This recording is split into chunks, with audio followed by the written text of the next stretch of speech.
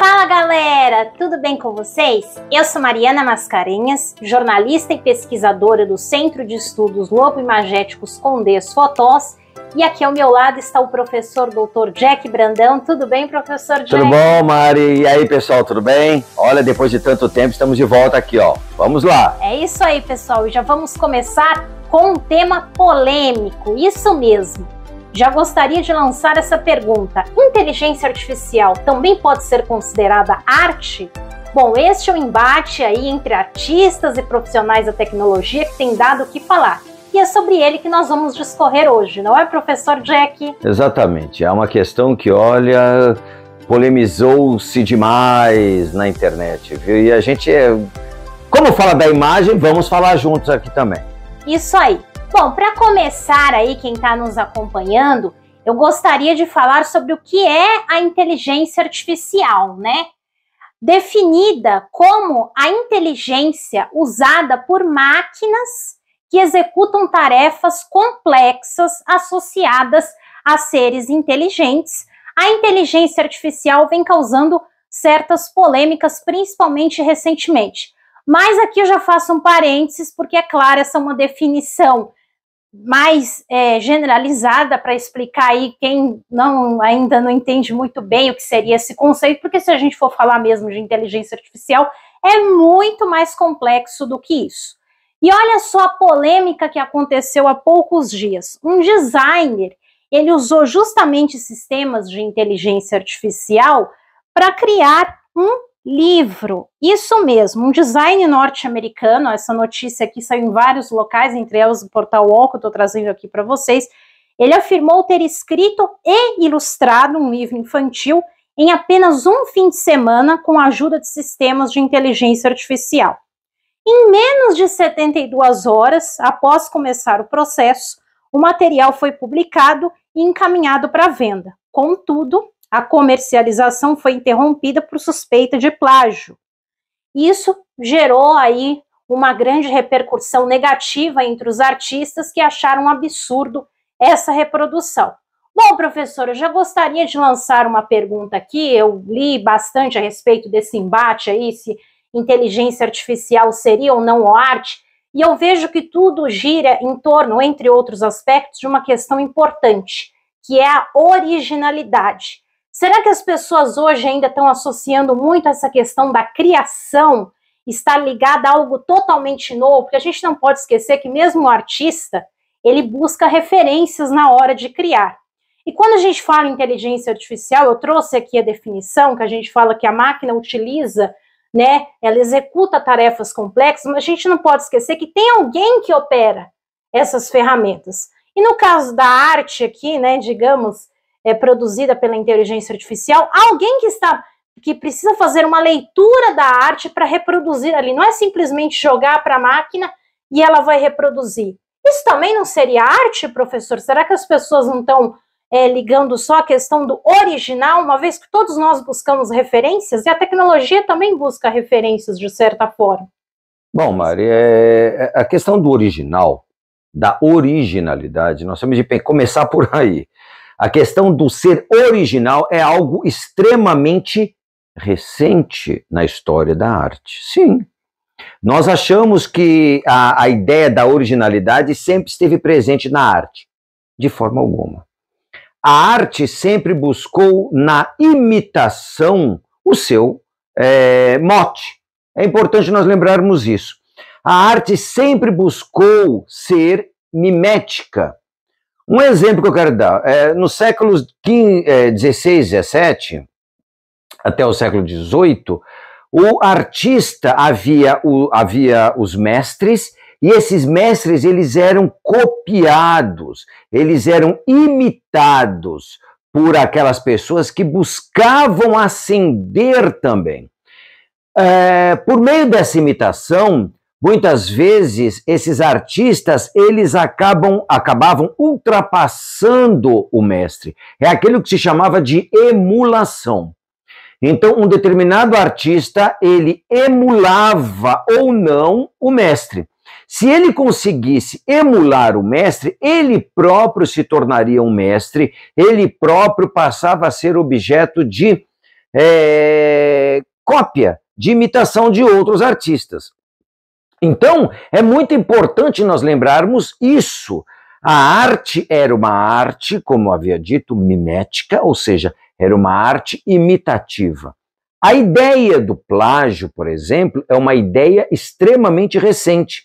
Essa ideia só vai surgir na arte com o advento daquilo que nós chamamos de romantismo. Ou seja, na primeira metade do século XX, quase no final da primeira metade do século XX, os artistas, eles buscavam exatamente o que? Os artistas românticos, de modo especial os alemães, eles buscavam exatamente romper com a mimese. Porque o que a mimese é? A mimese é a imitação. Então, quando o artista estava preso à imitação, ele se limitava demais enquanto fazedor de arte. Então, a arte, até este momento, ela buscava a imitação. No começo, então, em meados do século XIX, os românticos começam a buscar o quê? O rompimento disso. Então, eles buscam romper a imitação para que o fazer artístico pudesse brotar exatamente de onde ele sempre deveria ter vindo, que é da alma humana, que é aquilo que os artistas do 19 chamavam de gênio. O gênio, a genialidade ela reside o quê? Na própria alma humana. Hegel, por exemplo, vai falar muito disso, da questão de você provar que a imitação, a imitação pura da natureza, ela é inferior à genialidade humana, porque o homem, ele lê o mundo, ele analisa o mundo e por meio de sua alma, por meio de seu espírito, por meio de sua criatividade, ele refaz o mundo a seu bel prazer. Então é importante nós lembrarmos isso. Quando nós olhamos, por exemplo, uma obra de arte renascentista, os renascentistas, eles copiavam, eles imitavam os greco-romanos, os artistas do antigo Império Romano, que haviam imitado os artistas da Grécia, que haviam imitado os artistas do Egito. Então nós vemos que havia a ideia da imitação, era uma coisa natural. Então não havia essa ideia de plágio, que só vai passar a existir efetivamente a partir do século XIX, com o advento do romantismo. Isso é muito importante. Então, quando nós falamos hoje em originalidade, o artista que trabalha com a IA, que é a inteligência artificial, ele é ou não artista, nós temos de lembrar um pouco isso, essa ideia da mimese, essa ideia do rompimento da mimese, essa ideia da originalidade. A quem pertence a arte? A quem pertence tudo aquilo que foi feito? É muito difícil nós dizermos que não há, perdoe-me, que há originalidade total. Não existe. Nós não somos deuses. Nós não somos Deus que pode criar do nada aquilo que ele bem entender. Bom, professor, realmente a originalidade em sua totalidade é praticamente uma utopia, digamos assim, né? Mas outro ponto que eu queria ressaltar aqui também, porque esses embates aí, eles sempre aconteceram, né? E algo que nós já falamos, o professor Jack já explicou muito bem aqui no canal, é justamente o período do surgimento da fotografia. Esse momento gerou muitas críticas dos artistas. Por quê? Porque a fotografia passou, entre aspas, né, a reproduzir a realidade, porque aí nós já falamos diversas vezes no canal que não é bem assim, existe uma série de recursos, enfim, mas ela, digamos que passou a fazer aquilo que o artista faria, né, fazia. E qual seria a função dele depois disso, então? Aí ele precisou se reinventar. Será que não é isso que vai acontecer agora com a inteligência artificial reproduzindo essas imagens? O artista não vai ter que buscar outros meios ou usar da própria ferramenta também para expandir os seus trabalhos? O que você tem a nos dizer, professor? Bom, exatamente isso, Mari. Vamos lembrar da fotografia. A fotografia é importante nós lembrarmos. Quando eu falei em meados do século XIX, que é o rompimento da mimese, um dos grandes fatores que levaram esse rompimento foi exatamente o advento da fotografia. Como a fotografia, é importante nós lembrarmos, ela no início era um mero coadjuvante do artista de modo especial pictográfico. Então, o artista, ele tiraria uma foto do mundo para que ele pudesse reproduzir esse mundo de uma forma mais simples e mais fácil. Em vez de eu fazer, por exemplo, um esboço, fazer um rascunho na minha tela, eu pegaria, por exemplo, uma foto e já colocaria isso e traçaria os pontos que para mim seriam importantíssimos para a obra que eu queria criar. E isso antes mesmo do advento da fotografia. Já no século XVII, Jan van Velma, lá os grandes mestres do barroco flamengo, vamos dizer assim, ele já usava o quê? A câmara escura. Ele usava a câmara escura para fazer esse tipo de trabalho. Bom, voltando à fotografia, então a fotografia era para isso, era um mero coadjuvante. Quando a fotografia começa a se aprimorar tecnicamente, o que acontece? Os fotógrafos, os grandes fotógrafos, também quiseram inovar e quiseram fazer com que a fotografia também se tornasse o quê? Um objeto artístico. É aí que começa o grande embate entre o artista pictórico e o artista, dito artista, que não era considerado artista, fotográfico.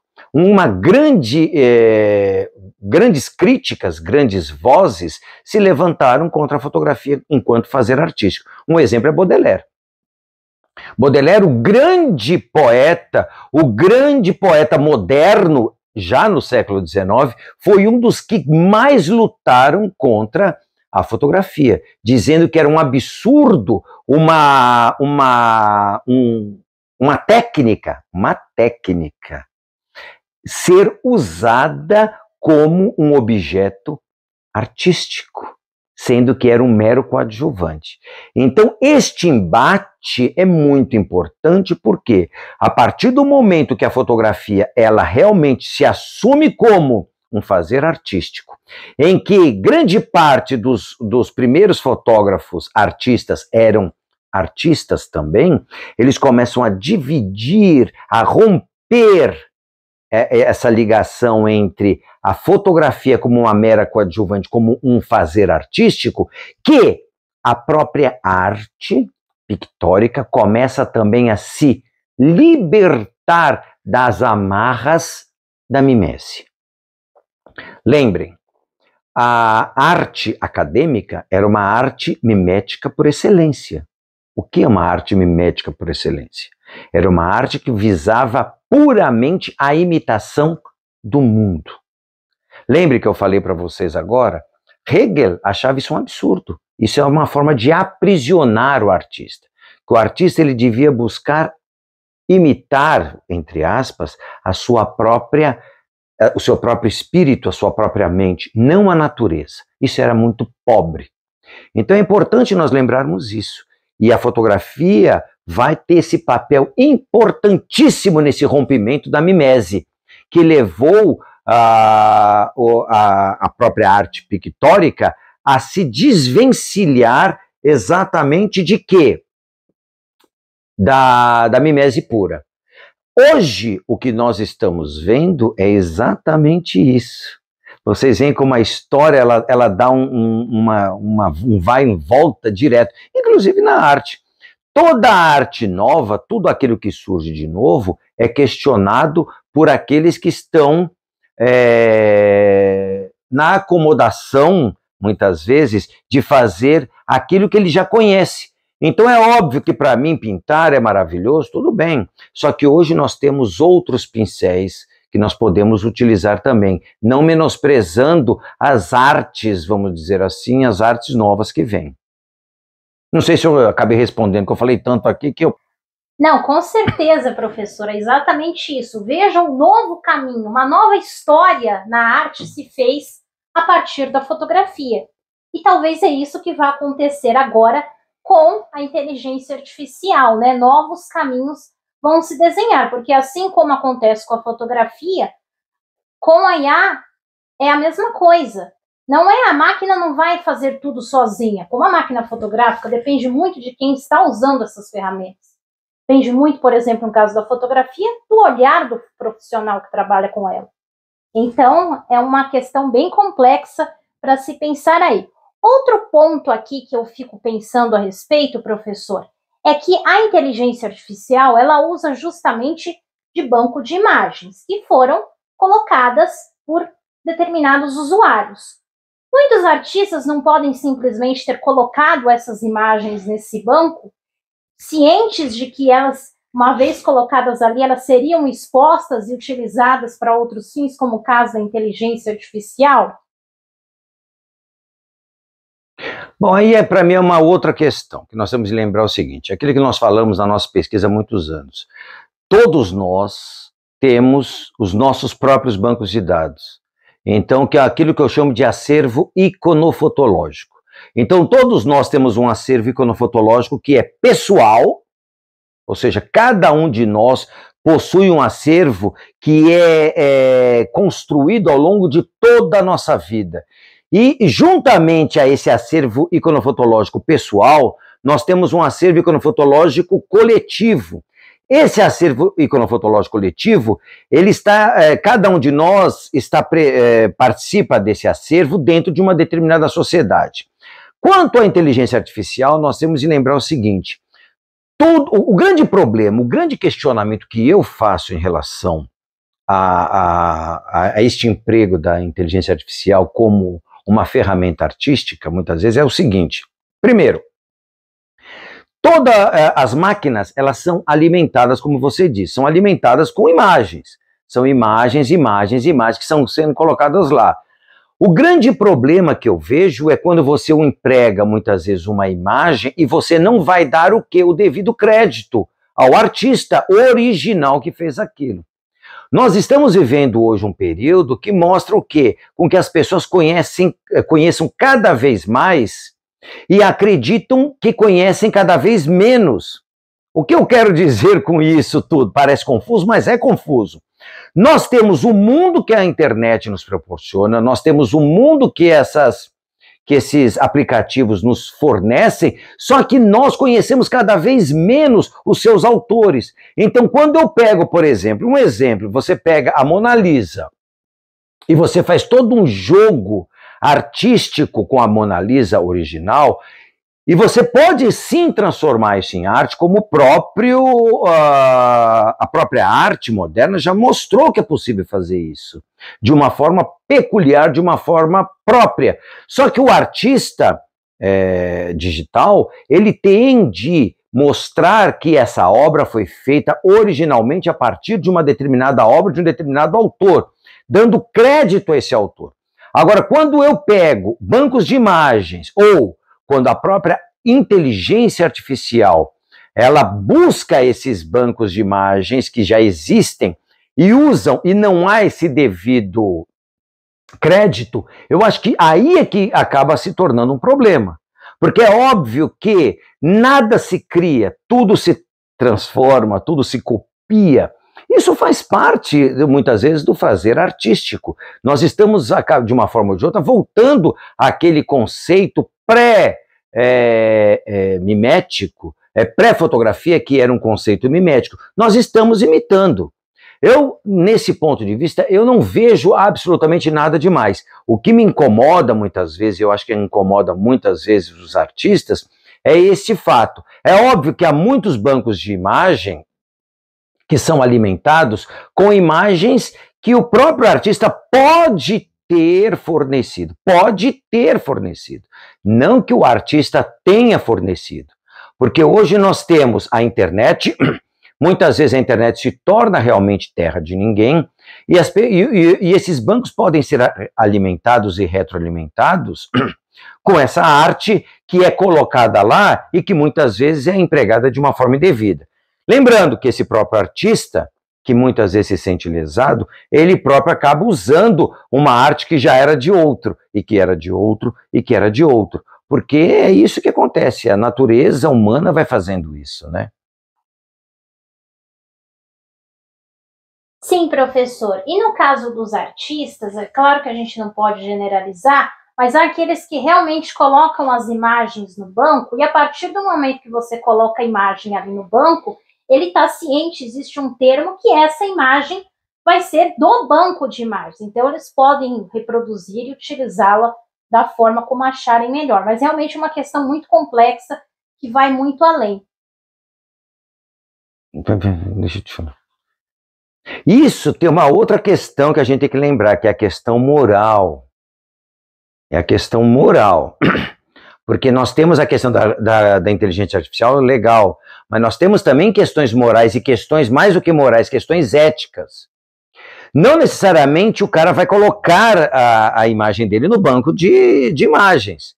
Muitas vezes essas imagens são colocadas, ele próprio está usando na própria internet e a própria internet acaba usando isso sem a sua permissão. E isso é algo que tem que ser controlado. A questão toda é o controle que vai se fazer disso ou não se fazer. Daí a própria questão ética. E que nós muitas vezes esquecemos isso. Será que realmente o artista, ou aquele que se diz artista, ele colocou no banco de imagens? Eu, por exemplo, eu sou fotógrafo. Eu quero, de vez em quando, vender minhas fotografias, como eu vendo minhas fotografias. Agora, o que acontece? Eu posso colocar uma fotografia num determinado local, não que eu esteja disponibilizando, porque está o nome. Se a pessoa quer usar e não é para fins comerciais, eu não vejo nada demais, desde que a pessoa acredite isso. Só que muitas vezes as pessoas não acreditam, eis a questão. Então as pessoas publicam uma determinada foto, que é arte, elas publicam sem dar o devido crédito. Eis a questão, eu acho que é o grande problema, é esse imbróglio aí. Não há ainda uma efetiva, um efetivo controle para dar o devido crédito ao artista, muitas vezes, né? Professor, eu estou fazendo o papel de advogada do diabo aqui, porque trazendo até, porque alguns, né, que trabalham com essa questão da inteligência artificial que pode estar nos ouvindo agora, eles podem pensar o seguinte, e é por isso que eu trago essa questão mais uma vez. Se o artista, uma vez que ele coloca a imagem ali, não caberia a ele colocar de uma forma protegida para que as pessoas não conseguissem salvar, ou se ele coloca a imagem gratuitamente na internet, ele sabe que ela está disposta a ser reproduzida, a ser utilizada livremente. Não entraria nessa questão também, professor? No momento que eu disponibilizo para o meio digital, eu sei que ela pode ter aí como as informações que são compartilhadas e se transformam, ela pode seguir esse mesmo caminho? Bom, é aí que a gente vê que existem bancos de imagens que são gratuitos. Aí eu volto à questão também, até que ponto o artista ele colocou realmente num banco de dados à disposição para que todos fossem usados. Como é que você vai poder afirmar isso? Então vai ser a voz do artista contra a voz da máquina e a voz daquele que vai usar. Se eu quero, por exemplo, nas pesquisas que eu faço, quando eu preciso de uma imagem, eu vou à Wikipedia, por exemplo, e tem o CC, e eu vou buscar a imagem, está lá, livre de copyright, ou se tem o copyright, o que eu faço? Eu vou dar o crédito, como nós fazemos nas capas, nas thumbnails que a gente faz para o próprio canal. Nós buscamos essas imagens nesses bancos de imagem que normalmente possuem o quê? Um copyright. Alguém fez aquilo e nós temos de dar o crédito. A questão toda aqui é acreditar ou não. Existem muitas imagens que estão dispostas, que estão disponíveis e que realmente não têm, porque são imagens digitalizadas que as pessoas criam e colocam e vão jogando, porque elas trabalham com isso e isso não vai fazer diferença alguma. Entendeu? Então há uma diferença nisso. A questão toda é essa, não é privar isso, não é dizer, por exemplo, que a IA não é arte. É arte, sim. Quando eu pego, por exemplo, essa imagem aqui, Essa imagem que é da capa do meu romance, do meu último romance. Essa imagem é uma criação minha, a partir de diversas imagens, a partir do Sudário de Turim. Nós temos o Sudário de Turim, eu pego o Sudário de Turim e vou criando a partir de outras imagens. Todas, por exemplo, imagens que eu empreguei, tinham o nome do artista? Não. Por mais que eu procurasse, olha que eu sou pesquisador, eu vou atrás, eu não consegui o nome do artista. Então é importante nós sabermos isso. Há uma limitação. Muitas vezes a internet é uma terra, entre aspas, de ninguém. Então nós temos muitas imagens. E é aí que muitas vezes ocorre um problema também, um outro problema que é a ser levantado. Quantas vezes você coloca uma imagem lá, você põe a imagem, não dá crédito, e anos depois fala assim, opa, eu sou o dono da imagem, então você tem de me pagar. Opa! Você busca. Então, é muito complicado. Então, deve sim haver uma normatização, como há, por exemplo, na música. Exatamente, né? Falando em música, nós tivemos aí o Spotify, que quando surgiu, aliás, tem inclusive uma série que a gente recomenda na Netflix, aborda toda a criação da plataforma, gerou grandes polêmicas, né? Porque ia disponibilizar ali para as pessoas todas as músicas e gerou grandes embates com os artistas. Assim como nós temos diversas outras plataformas aí, e vai muito além da arte. Nós temos hoje plataformas de design, é possível você fazer criações artísticas, e como é que fica o papel do designer aí? Então, criações de vídeos, animações, que eles já oferecem o suporte, e aí cabe a gente personalizar aquilo de acordo com a forma que a gente quer. E isso para o usuário facilita muito. Então, não é só questão artística, né? Entra numa série de outras questões.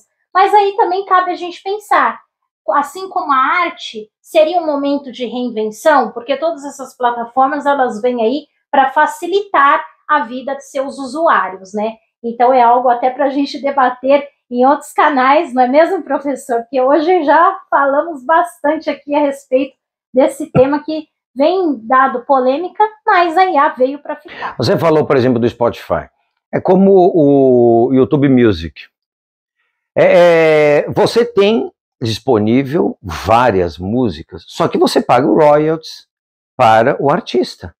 Então é importante nós termos isso, porque a ideia da criação, ela muitas vezes nós estamos caminhando exatamente para esse rompimento agora, não só da mimese, que ela foi rompida lá atrás, nós tivemos a questão da originalidade, agora nós vamos ter esse rompimento também do original. Só que nós temos um problema hoje.